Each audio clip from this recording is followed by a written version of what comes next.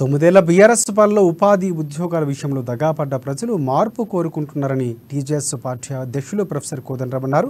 ములుగులో పర్యటించిన ఆయన BRS party అవినీతిపై విమర్శలు గుప్పించారు. ములుగు బాగుపడాలంటే కాంగ్రెస్ అభ్యర్థి సీతక్కకు గెలిపించాలని కోరారు. మరోవైపు విచ్చలవిడిగా సమిష్టి వనరులు ఈ నిరంకుశత్వం పోకడల్లో అందరికీ తెలిసి సెక్షన్ 30, సెక్షన్ 144 పెట్టి నిరసనకు అవకాశం లేకుండా ముఖ్య నాయకులు ఏ పట్టణానికి పోయినా ఆ ఊళ్ళో ఉన్న క్రియాశీలక నాయకులందరినీ కూడా అరెస్టు చేసి ఆ పూటకి దిగ్బంధమైంది. బాగా గట్టిగా ప్రభుత్వాన్ని ఎదిరించి ప్రశ్నించిన వారి పట్ల అసహనంతో కేసులు విధించారు.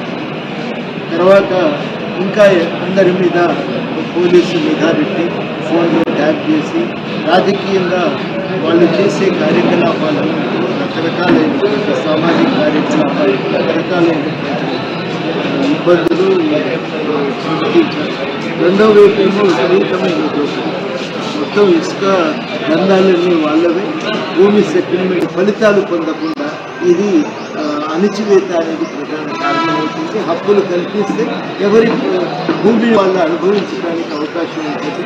అందుకని ప్రభుత్వం ఇప్పటికైనా పట్టాలు మంజూరు చేయాలన్నా మరి దాడులు అయితే ఆపింది, కానీ బీఆర్ఎస్ ఇప్పటి వరకు ఒక్క అప్లికేషన్ కూడా పరిష్కరించింది.